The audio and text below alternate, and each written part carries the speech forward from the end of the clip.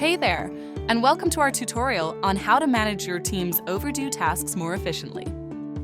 To give some basic navigation, we can see all of my tasks are divided into low, medium, and high priority tasks.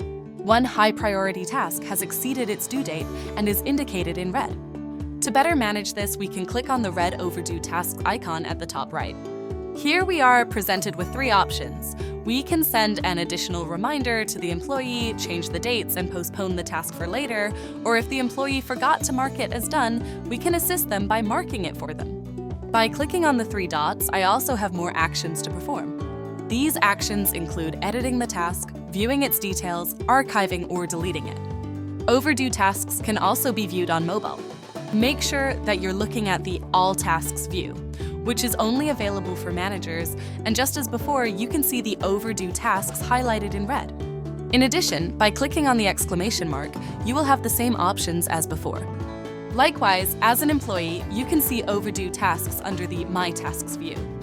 Thanks for watching.